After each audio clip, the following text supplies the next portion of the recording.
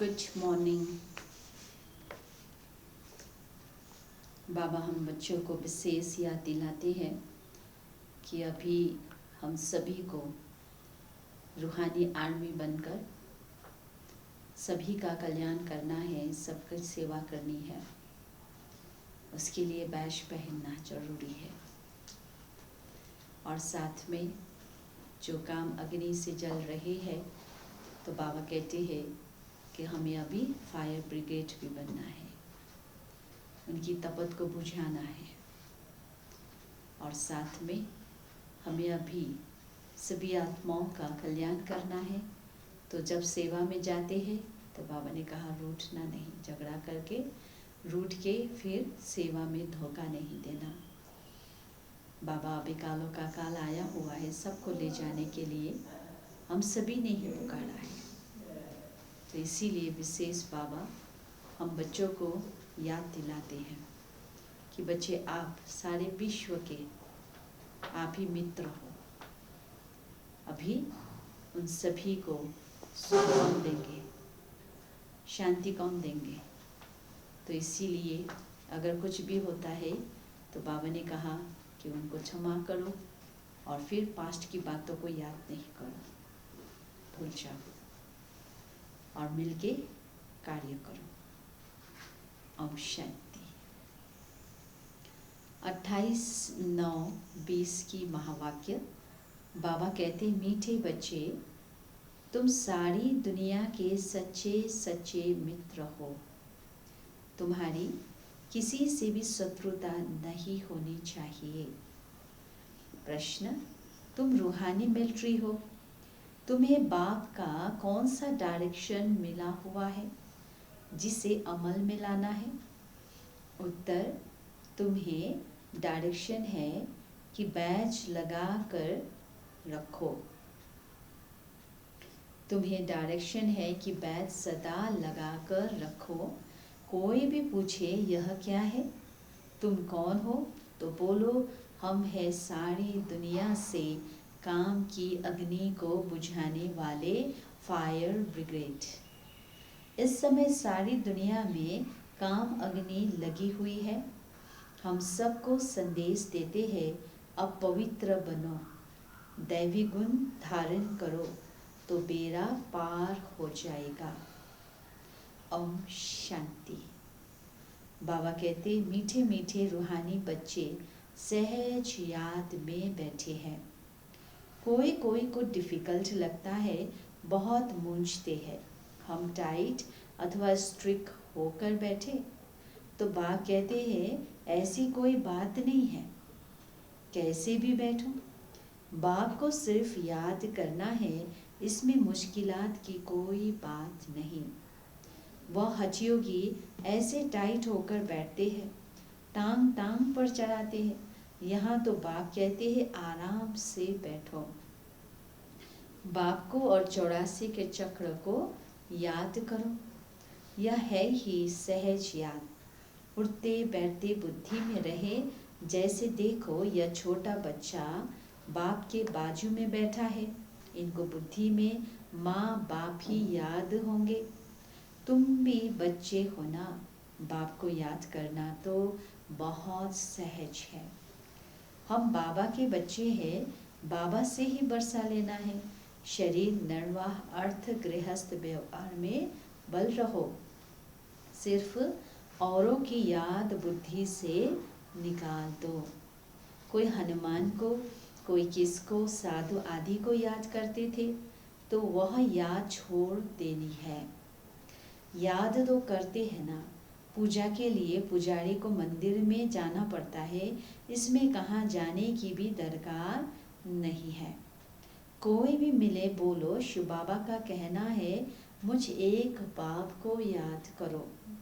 शिव बाबा तो है निराकार, जरूर वह साकार में ही आकर कहते हैं मामेकम याद करो, मैं पतित पावन हूँ। यह तो राइट अक्षर है ना। बाबा कहते हैं मुझे याद करो, तुम सब पतित हो। यह पतित तमो प्रधान दुनिया है ना, इसीलिए बाबा कहते हैं कोई भी देहधारी को याद नहीं करो। यानी अब पता चल गया आत्माओं का पिता परमात्मा एक निराकार ज्योति स्वरूप है। तो बाबा ने कहा बस उनको ही अब याद करो, उस रूप में ही याद करो, बाकी किसी देहदारी को याद नहीं करो। यह तो अच्छी बात है ना, कोई गुरु आदि की महिमा नहीं करते हैं, बाप सिर्फ कहते हैं मुझे याद करो तो तुम्हारे पाप कट जाएंगे। यह है योग बल अथवा योग अग्नि।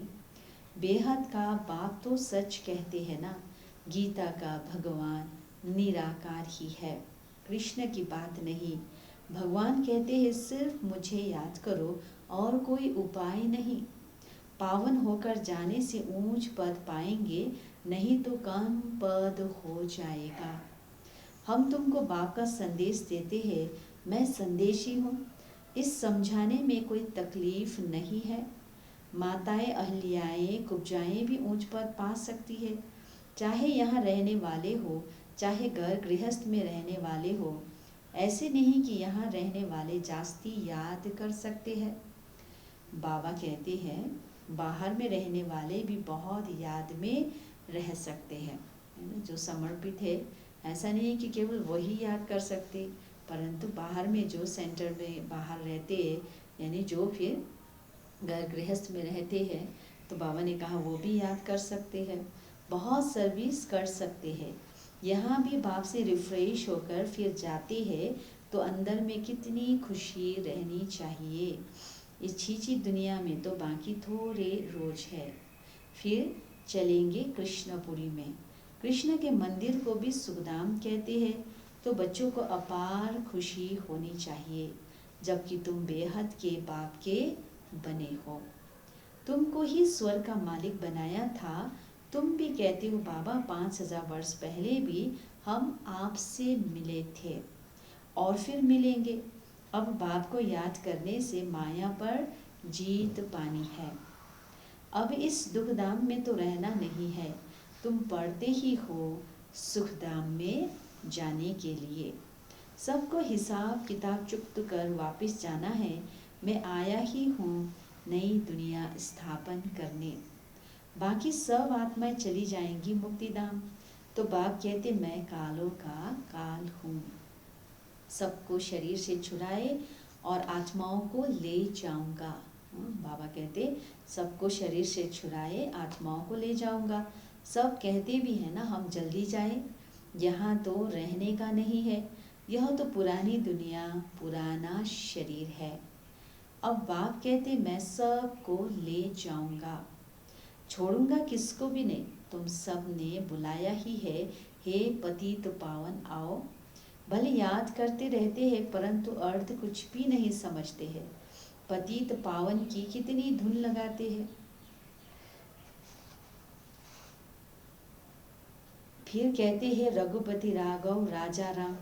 अब शिव बाबा तो राजा बनते नहीं, राजाई करते नहीं, उनको राजा राम कहना रॉन्ग हो गया। माला जब सिमरते हैं तो राम राम कहते हैं, उसमें भगवान की याद आती है। भगवान तो है ही शिव। मनुष्य के नाम बहुत रख दिए हैं, कृष्ण को भी श्याम सुंदर, बैकुंठनाथ, मक्खन चोर आदि आदि बहुत नाम देते हैं। तुम अभी कृष्ण को मक्खन चोर कहेंगे? बिल्कुल नहीं। तुम अभी समझते हो भगवान तो एक निराकार है, कोई भी देहधारी को भगवान कह नहीं सकते। ब्रह्मा विष्णु शंकर को भी नहीं कह सकते, तो फिर मनुष्य अपने को भगवान कैसे कह सकते? वैजयंती माला सिर्फ 108 की गाई जाती है। शिव बाबा ने स्वर्ग स्थापन किया, उनके यह मालिक है। जरूर उससे पहले उन्होंने यह पुरुषार्थ किया होगा। तो उसको कहा जाता है कलयुग अंत सतयुग आदि का संगम युग। यह है कल्प का संगम युग। मनुष्य ने फिर युगे युगे कह दिया है, अवतार नाम भी भूल, फिर उनको ठीक कर भीतर में कन कन में कह दिया है। तो यह भी है ड्रामा। जो बात पास्ट हो जाती है उनको कहा जाता है ड्रामा। कोई से झगड़ा आदि हुआ, पास हुआ, उनका चिंतन नहीं करना है। अच्छा, कोई ने कम जास्ती बोला तो बाबा कहते हैं तुम उनको भूल जाओ। कल पहले भी ऐसे बोला था, याद रहने से फिर बिगड़ते रहेंगे, तो वह बात फिर कभी बोलो भी नहीं। तुम बच्चों को सर्विस तो करनी है ना। सर्विस में कोई विघ्न नहीं पड़ना चाहिए, सर्विस में कमजोरी नहीं दिखानी चाहिए। शिव बाबा की सर्विस है ना, उनमें कभी जरा भी ना नहीं करना चाहिए। कोई भी सेवा का मौका मिले तो कभी भी ना नहीं करना चाहिए, नहीं तो अपना पद भ्रष्ट कर लेंगे। बाप के मददगार बने हो तो पूरी मदद देनी है। बाप की सर्विस करने में जरा भी धोखा नहीं देना है, पैगाम सबको पहुंचाना ही है। तो बाप कहते रहते हैं, म्यूजियम का नाम ऐसा रखो जो मनुष्य देख अंदर घुसे और आकर समझे, क्योंकि यह नई चीज है ना। मनुष्य नई चीज देख अंदर घुसते हैं। आजकल बाहर से आते हैं भारत का प्राचीन योग सीखने। अब प्राचीन अर्थात पुराने ते पुराना, वह तो भगवान का ही सिखाया हुआ है, जिसको 5000 वर्ष हुए। सत्युग त्रेता में योग होता नहीं। जहाँ देवी देवताएं राज्य करते हैं तो बाबा ने कहा स्वर्ग में कोई योग होता नहीं। जिसने सिखाया वह तो चला गया, फिर जब 5000 वर्ष बाद आए तब ही आकर राजयोग सिखाइए। प्राचीन अर्थात 5000 वर्ष पहले भगवान ने सिखाया था, वही भगवान फिर संगम पर ही आकर राजयोग सिखलाएंगे, जिससे पावन बन सकते हैं। तो इस समय तो तत्व भी तमो प्रधान है। पानी भी कितना नुकसान कर देता है, उपद्रव होते रहते हैं पुरानी दुनिया में। सतयुग में उपद्रव की बात ही नहीं, वहाँ तो प्रकृति दासी बन जाती है। और यहाँ कलयुग के अंदर नरक में प्रकृति दुश्मन बनकर दुख देती है। इन लक्ष्मी नारायण के राज्य में दुख की बात नहीं थी, सतयुग था। अभी फिर वह स्थापन हो रहा है। बाप प्राचीन राजयोग सिखा रहे हैं, फिर 5000 वर्ष बाद सिखाएंगे। जिसका पाठ है वही बजाएंगे। बेहद का बाप भी पाठ बजा रहे हैं। तो बाप कहते मैं इनमें प्रवेश कर स्थापना कर चला जाता हूँ। हाहाकार के बाद फिर जय जयकार हो जाती है, पुरानी दुनिया खत्म हो जाएगी। इन लक्ष्मी नारायण का राज्य था तो पुरानी दुनिया नहीं थी। 5000 वर्ष की बात है, लाखों वर्ष की बात हो नहीं सकती। तो बाप कहते हैं और सब बातों को छोड़ इस सर्विस में लग जाओ, अपना कल्याण करो। तो बाप कहते हैं और सब बातों को छोड़ इस सर्विस में लग जाओ, अपना कल्याण करने। रूठ कर सर्विस में धोखा नहीं देना चाहिए। यह है ईश्वरीय सर्विस। माया के तूफान बहुत आएंगे, परंतु बाप की ईश्वरीय सर्विस में धोखा नहीं देना है। बाप सर्विस अर्थ डायरेक्शन तो देते रहते हैं। मित्र संबंधी आदि जो भी आए, सबके सच्चे मित्र तो तुम हो। तुम ब्रह्मा कुमार कुमारियां तो सारी दुनिया के मित्र हो, क्योंकि तुम बाप के मददगार हो। मित्रों में कोई शत्रुता नहीं होनी चाहिए। कोई भी बात निकले बोलो शिव बाबा को याद करो। बाप की श्रीमत पर लग जाना है, नहीं तो अपना नुकसान कर देंगे। ट्रेन में तुम आते हो, वहाँ तो सब फ्री है। सर्विस का बहुत अच्छा चांस है। बैच तो बहुत अच्छी चीज़ है, हर एक को लगा कर रखना है। कोई पूछे आप कौन हो तो बोलो हम हैं फायर ब्रिगेड। जैसे वह फायर ब्रिगेड होते हैं ना आग को बुझाने के लिए, तो इस समय सारी सृष्टि में काम अग्नि में सब जले हुए हैं। अब बाप कहते काम महाशत्रु पर जीत पहनो। बाप को याद करो, पवित्र बनो, दैवी गुण धारण करो तो बेड़ा पार है। बाप को याद करो, पवित्र बनो, दैवी गुण धारण करो तो बेड़ा पार है। यह बैच श्रीमत से ही तो बने हैं। बहुत थोड़े बच्चे हैं जो बैच पर सर्विस करते हैं। बाबा मुरलियों में कितना समझाते रहते हैं, हर एक ब्राह्मण के पास यह बैच होना चाहिए। कोई भी मिले उनको इस पर समझाना है, यह है बाबा, इनको याद करना है। हम साकार की महिमा नहीं करते, सर्व का सदगति दाता एक ही निराकार बाप है, उनको याद करना है।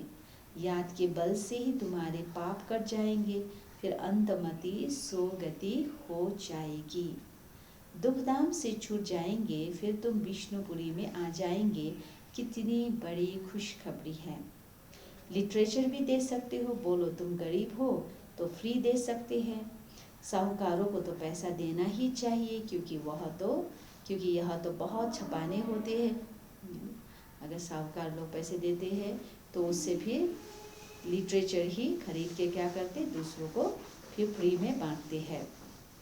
तो बाबा कहते हैं यह चीज़ ऐसी है जिससे तुम फकीर से विश्व का मालिक बन जाएंगे। समझानी तो मिलती रहती है, कोई भी धर्म वाला हो, बोलो वास्तव में तुम आत्मा हो, अपने को आत्मा समझ बाप को याद करो, अब विनाश सामने खड़ा है। यह दुनिया बदलने वाली है। शिव बाबा को याद करेंगे तो विष्णुपुरी में आ जाएंगे। बोलो यह आपको करोड़ों पद्मों की चीज़ देते हैं। बाबा ने कितना समझाया है, बैच पर सर्विस करनी है, परंतु बैच लगाते नहीं। लज्जा आती है। ब्राह्मणियाँ जो पार्टी लेकर आती है अथवा कहाँ ऑफिस आदि में अकेली जाती है, तो यह बैच जरूर लगा रहना चाहिए। जिसको तुम इन पर समझाएंगे वो बहुत खुश होंगे, है ना। विशेष का अटेंशन देना है। जो बैच हमें मिला है ना, ये बहुत ही इसका वैल्यू है एक्चुअली। इसमें एक तो शिव बाबा का सिंबल है और साथ में कई चीज़ों से हम बच भी जाते हैं। कई ऐसी घटनाएं जो घटनी होती है उससे भी कई बार हमने देखा, इससे बच भी जाते हैं और फिर कई जगह में सहयोग भी प्राप्त होता है, क्योंकि हम ओम शांति के बैच है ऐसे सोच के, इनका मेंबर है ना, ऐसे सोच के फिर कई लोग सहयोग भी देते हैं। तो ये बहुत सारी चीज़ों पर हमें अटेंशन खिंचवाना है। तो बाबा हम बच्चों कहते, बोलो हम एक बाप को ही मानते हैं, वही सबको सुख शांति देने वाला है, उनको याद करो।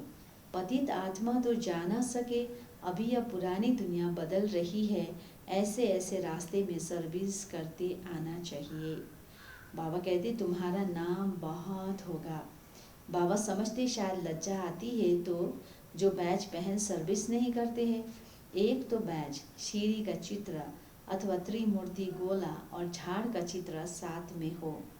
बाबा कहते आपस में बैठ एक दो को समझाओ, सब इकट्ठे हो जाएंगे। पूछेंगे यह क्या है, बोलो शिव बाबा इनके द्वारा यह नई दुनिया स्थापना कर रहे हैं। अब बाप कहते हैं मुझे याद करो, पवित्र बनो। अपवित्र तो वापस जा नहीं सकेंगे। ऐसी मीठी मीठी बातें सुनानी चाहिए तो खुशी से सब सुनेंगे, परंतु कोई की बुद्धि में बैठता नहीं है। सेंटर पर क्लास में जाते हो तो भी बैज लगा रहे।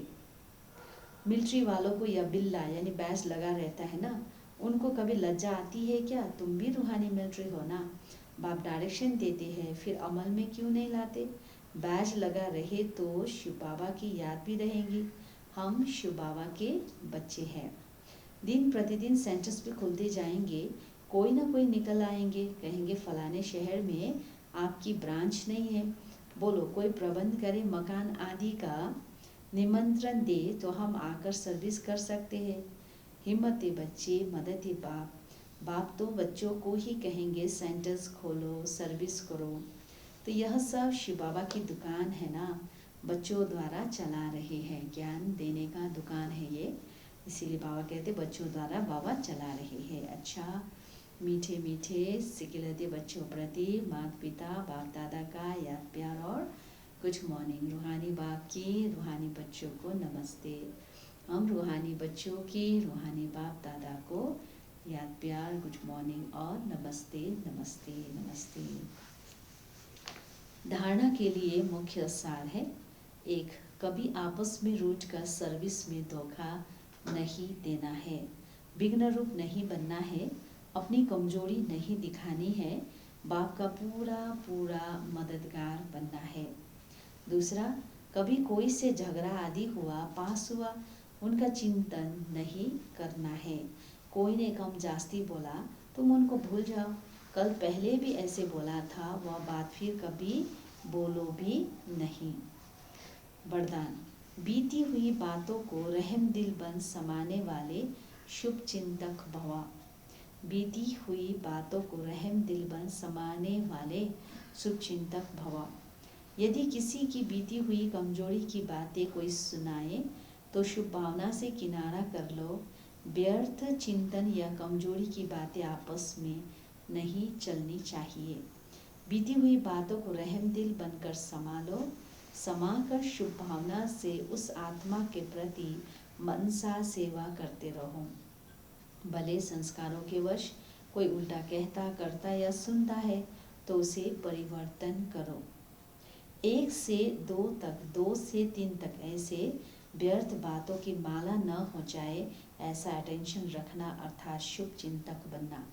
कोई भी बात होती है मन में संभालो, बाबा के विशाल मन बुद्धि बनाओ और उस बात को संभालो, तो फिर मुख में आएगा नहीं। अगर मुख में आया, एक दूसरे को बोला, तो फिर एक कान से फिर दूसरा कान, हाँ कितना बढ़ जाएगा वो बातें। तो बाबा ने कहा ऐसे नहीं करो। स्लोगन है, संतुष्ट मनी बनो। संतुष्ट मनी बनो तो प्रभु प्रिय, लोकप्रिय और स्वयं प्रिय बन जाएंगे। लोकप्रिय, प्रभु प्रिय और स्वयं प्रिय बनने के लिए हर बात में संतुष्ट होना पड़ेगा। जब संतुष्ट मनी बनेंगे तो ही अपने वो सोमान में बैठेंगे, डिसिप्लिन में बैठेंगे, मंगता नहीं होगा, तो फिर क्या होगा, सबके प्रिय बन जाएंगे। ओम शांति। अभी आज का सोमान है, मैं आत्मा एकांत प्रिय एकाग्रचित हूँ। योग अभ्यास, मैं सर्व हलचलों से परे एक ही शुद्ध संकल्प में स्थित एकाग्रचित हूँ। स्वयं के सत्य स्वरूप को देख रहा हूँ। परम धाम में शिव बाबा के सानिध्य में मेरी मन बुद्धि पूर्णतः शुद्ध बन रही है। मुझे बाबा से दिव्य बुद्धि का वरदान मिल रहा है। मुझे बाबा से दिव्य बुद्धि का वरदान मिल रहा है। चिंतन, एकाग्रता का आधार है मन बुद्धि की पवित्रता। इसीलिए क्या मैंने अपनी बुद्धि ईश्वरीय ज्ञान से शुद्ध व पवित्र बनाई है। कोई भी दृश्य की एकाग्रता को भंग तो नहीं करता। दिनचर्या में एकाग्रता के लिए मेरा विशेष क्या पुरुषार्थ है। आज का ये अव्यक्त इशारे है 25/6/1977 के। बाप दादा बोले, प्यूरिटी की सबसे बड़ी स्टेज है ऑनेस्ट रहना, ईमानदार रहना। उनमें सर्व के प्रति शुभ भावना और श्रेष्ठ कामना होगी। संकल्प और बोल व कर्म द्वारा सदा निमित्त और निर्माण होंगे। संकल्प, बोल और कर्म द्वारा सदा निमित्त और निर्माण होंगे। ओम शांति।